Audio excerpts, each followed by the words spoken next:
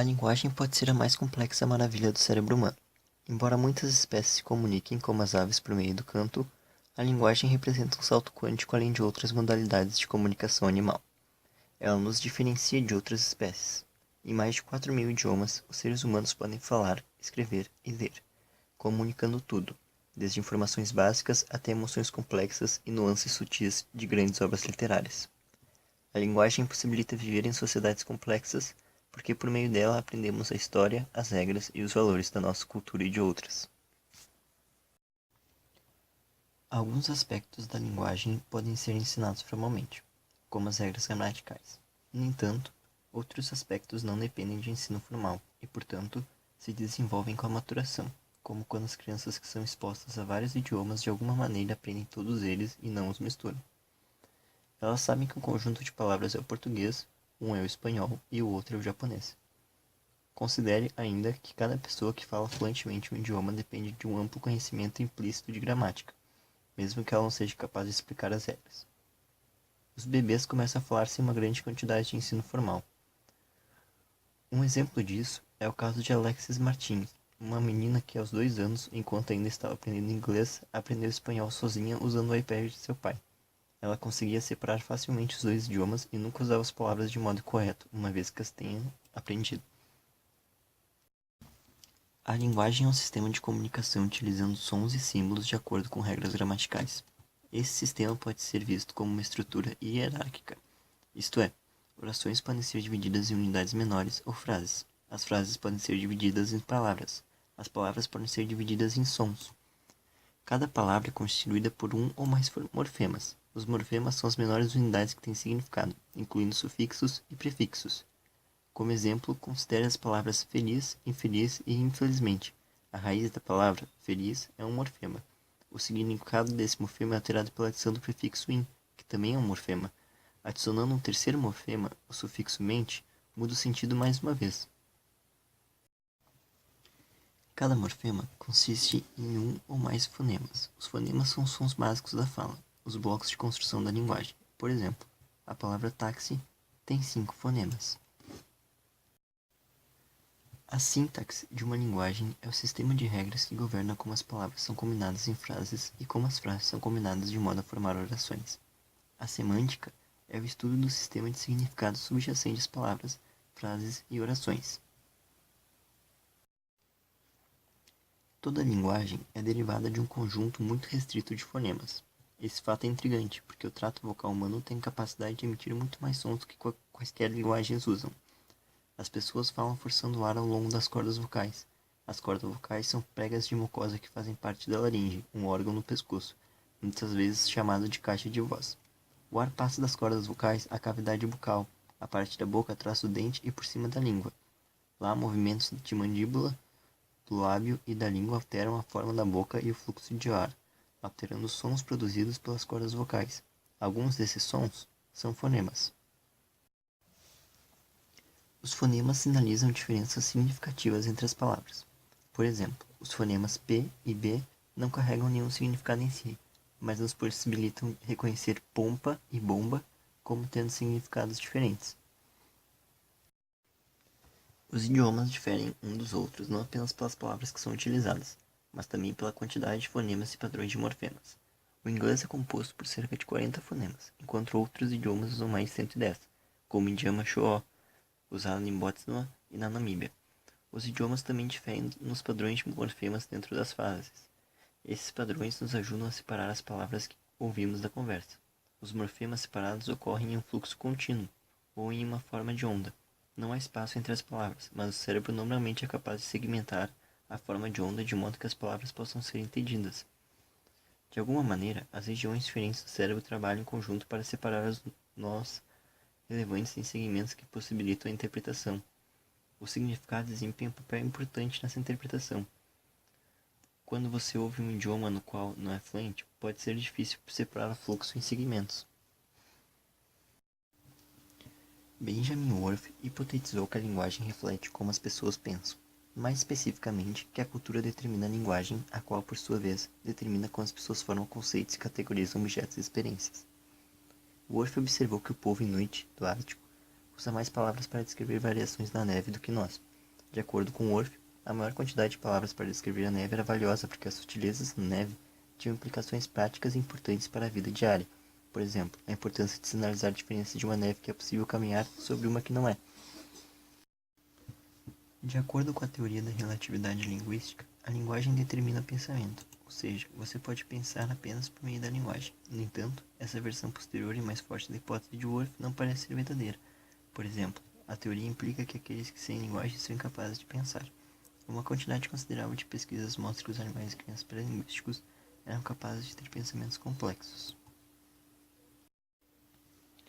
Uma versão mais fraca da teoria é que a linguagem influencia e não determina o pensamento. Este ponto permanece controverso, mas algumas pesquisas indicam que a linguagem influencia o pensamento em vários domínios, como o modo como as pessoas pensam sobre tempo, espaço e quantidades. Além disso, o uso da linguagem sexista pode influenciar os pensamentos das pessoas em relação a homens e mulheres. A linguagem com viés masculino pode reforçar crenças sobre os papéis de gênero. À medida que o cérebro se desenvolve, o mesmo acontece com a capacidade de falar e formar frases. Assim, conforme as crianças desenvolvem habilidades sociais, elas também melhoram suas habilidades linguísticas. Há alguma variação na velocidade em que a linguagem se desenvolve, mas em geral os estágios de desenvolvimento da linguagem são muito semelhantes entre os indivíduos. De acordo com Michael Tomasello, as primeiras interações sociais entre a criança e o cuidador são essenciais para entender outras pessoas e ser capaz de se comunicar com elas por meio da linguagem. Pesquisas mostraram que crianças e cuidadores veem os objetos em seu ambiente conjunto e que essa atenção conjunta promove a aprendizagem da fala. As crianças entendem que os falantes geralmente estão pensando naquilo que estão olhando. Patricia Cole e colaboradores descobriram que, até os 6 meses de idade, um bebê é capaz de discriminar todos os fonemas que ocorrem em todos os idiomas, mesmo que o som não ocorra no idioma falado em sua casa. Por exemplo, a distinção entre o som R e L é importante no português. Rua é diferente de lua, porém o idioma japonês não distingue esses sons, mas faz distinções que o português não faz. Após vários meses de exposição ao seu próprio idioma, as crianças perdem a capacidade de distinguir entre sons que não importam nele. Ao ouvir diferenças entre os sons imediatamente após o nascimento e, em seguida, aprender os sons do seu próprio idioma, as crianças passam a desenvolver a capacidade de falar. Os seres humanos passam de balbucios enquanto bebês a um vocabulário de cerca de 60 mil palavras quando adultos, sem trabalhar muito arduamente para isso. Durante os primeiros meses de vida, cada som recém-nascido, chorar, agitar-se, comer e respirar, produz seus próprios sons. Em outras palavras, os primeiros sons verbais dos bebês são choros, murmúrios, grunhidos e respirações. De 3 a 5 meses de vida, começam a murmurar e a rir. De 5 a 7 meses, começam a balbuciar usando consoantes e vogais. De 7 a 8 meses, balbuciam sílabas, ba, ba, ba. Até o primeiro ano, crianças de todo o mundo estão dizendo suas primeiras palavras. Essas primeiras palavras normalmente são nomes de itens em seu ambiente. Papá, bola, palavras de ação simples. Vá, dá, sente, quantificadores. Acabou, mais, palavras de interação social. Tchau, oi, sim ou não. Assim mesmo, crianças muito pequenas usam palavras para realizar uma ampla gama de funções comunicativas. Elas nomeiam, comentam, pedem e muito mais. Por volta de 18 a 24 meses, as crianças começam a juntar as palavras.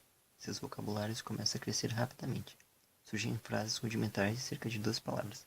Embora ainda faltem palavras e pontuação, essas mini-sentenças têm uma sintaxe. Normalmente a ordem das palavras indica o que aconteceu ou deve acontecer. O psicólogo Roger Brown chamou essas declarações de fala telegráfica. O telégrafo era uma forma de comunicação eletrônica que usava sinais codificados. A fala telegráfica envolvia o uso de frases rudimentares em que faltavam palavras e pontuação, mas seguia uma sintaxe lógica e transmitia uma riqueza de significados. Então, quando essas crianças falam como se estivessem enviando um telegrama, estão unindo palavras simples de acordo com as regras convencionais. Conforme as crianças começam a usar a linguagem de maneiras mais sofisticadas, um erro relativamente raro, mas revelador é sobre a aplicação das novas regras gramaticais que aprenderam. As crianças podem começar a cometer erros aos 3 a 5 anos de idade com palavras que usavam corretamente aos 2 ou 3. Por exemplo, quando crianças aprendem que a adição de eu coloca um verbo no passado, elas começam a dizer eu a todos os verbos, incluindo os verbos irregulares que não seguem essa regra. Assim, elas podem dizer cabeu, mesmo que dissessem coube em uma idade mais jovem. Behavioristas como B. F. Skinner propuseram que as crianças aprendem a falar por meio de um sistema de reforço operante. De acordo com Skinner, as crianças são reforçadas para repetir corretamente o que os pais dizem. A fala que não é reforçada pelos pais se extingue. Os pais usam princípios de aprendizagem, como a modelagem, para ajudar as crianças a refinar seu uso da linguagem. Mas a aquisição de idiomas não funciona dessa maneira. Estudos revelam que os pais não corrigem os erros gramaticais das crianças, nem repetem constantemente as palavras e frases para seus filhos. Eles corrigem as crianças pequenas se o conteúdo do que elas dizem está errado, mas não se a gramática está incorreta. O linguista Noam Chomsky transformou o campo da linguística ao hipotetizar que a linguagem deve ser regulamentada pela gramática universal. Em outras palavras, de acordo com Chomsky, todos os idiomas são baseados no conhecimento inato dos seres humanos de um conjunto de elementos e relações universais e especificamente linguísticas. Os linguistas se concentraram em analisar a linguagem e identificar os componentes básicos da gramática. Todos os idiomas incluem elementos semelhantes, como substantivos e verbos, mas a maneira como esses elementos estão dispostos varia consideravelmente entre os idiomas. Em seus primeiros trabalhos, Chomsky argumentou que o modo como as pessoas combinam esses elementos para formar sentenças e transmitir significado é somente a estrutura de superfície de um idioma, o som e a ordem das palavras. Ele introduziu o conceito de estrutura profunda, os significados implícitos das sentenças. Por exemplo, o gato perseguiu o rato implica que há um gato e que ele perseguiu o rato. O rato foi perseguido pelo gato implica as mesmas ideias, embora na superfície seja uma sentença diferente. Qual a relação entre as nossas estruturas cerebrais e a linguagem? O neurologista francês Paul Broca foi um dos primeiros a realizar estudos visando desvendar esta questão, graças ao acompanhamento que fez com um paciente internado no Hospital Bicêtre, em Paris, apelidado de Tan. Quando Broca entrou em contato com ele pela primeira vez, Tan já estava hospitalizado há mais de 2 décadas, sendo que nos últimos 7 anos encontrava-se num estado que o impedia de deixar o leito. Inicialmente, Tan buscou ajuda no hospital devido à perda de sua habilidade de articular uma fala coerente. Sua compreensão permaneceu intacta, porém sempre que lhe era perguntado algo, sua resposta consistia na repetição da sílaba Tan, o que gerou seu apelido. Conforme os anos passaram, o paciente começou a perder os movimentos do lado direito do corpo, e seu estado gradualmente piorava, o que culminou em seu falecimento poucos dias depois do contato inicial com Broca. Uma das hipóteses que o médico tinha era que Tan, a princípio, sofreu uma lesão cerebral em uma área bem delimitada no hemisfério cerebral esquerdo, mas que ao longo do tempo foi se alastrando, o que gerou a paralisia em seu corpo. Ao realizar a autópsia, Broca pôde confirmar sua ideia. O distúrbio do paciente passou a ser conhecido como afasia motora, uma condição que dificulta o discurso coerente e bem construído, ainda que o sujeito não possua nenhuma limitação física em seu aparelho vocal ou qualquer tipo de perda intelectual. Em homenagem à sua descoberta, essa região no lado esquerdo do lobo frontal foi nomeada área de Broca. Outro importante neurologista para os estudos da relação cérebro-linguagem foi o alemão Karl Wernicke. Sua pesquisa consistiu em analisar um grupo de 10 indivíduos cuja fala era articulada, mas sem sentido, além de possuírem limitações para compreender o que era dito por outras pessoas. Eles possuíam outro tipo de afasia, a afasia sensória, que afeta a compreensão da linguagem e o sentido do que é dito, mas não sua produção. A área responsável por esse distúrbio encontrava-se no lobo temporal esquerdo e foi batizada de área de Wernicke. Há ainda uma região próxima à área de Wernicke, denominada giro angular, descoberta por Dejerini a partir do estudo post-mortem de um paciente. O homem em questão sofria em vida de alexia e agrafia, ou seja, não conseguia nem ler nem escrever. No entanto, suas outras capacidades relacionadas à linguagem estavam perfeitas. Podia falar e compreender a fala normalmente. Dejerini notou ao analisar seu cérebro que uma área, o já citado giro angular, foi lesionado. Foi concluído então que essa zona é responsável pela apreensão dos estímulos visual da entrada da linguagem. Os achados obtidos pelos 3 cientistas mencionados foram fundamentais para a formulação do clássico modelo Wernicke-Geschwind. Norman Geschwind, em meados da década de 60, desenvolveu um esquema das estruturas atuantes nos processos da linguagem. Seu modelo consistia em 7 componentes: a área de Broca, a área de Wernicke, o fascículo arqueado, com a função de conectar as áreas previamente citadas, o giro angular, o córtex auditivo primário, responsável pela apreensão dos sinais auditivos, o córtex visual primário, responsável pela apreensão de sinais visuais, e, por fim, o córtex motor primário, responsável pela atividade motora. O caminho que os sinais neurais percorrem pelo cérebro para possibilitar a linguagem varia dependendo se é um processo vocalizado ou escrito e se envolve a produção ou compreensão de fala. No entanto, qualquer que seja a natureza desse evento, ele irá passar pelas regiões do modelo Wernicke-Geschwind. John P. J. Pinnell, em seu livro Biopsicologia, traz um exemplo do funcionamento de uma conversa seguindo esse modelo. Quando você está conversando, os sinais auditivos desencadeados pela fala de outra pessoa são recebidos por seu córtex auditivo primário e conduzidos para a área de Wernicke, onde são compreendidos. Se uma resposta é necessária, a área de Wernicke gera a representação neural do pensamento subjacente à resposta. Então, ela é transmitida para a área de Broca pelo fascículo arqueado esquerdo. Na área de Broca, esse sinal ativa o programa de articulação adequado, que ativa os neurônios adequados de seu córtex motor primário e, finalmente, os seus músculos de articulação.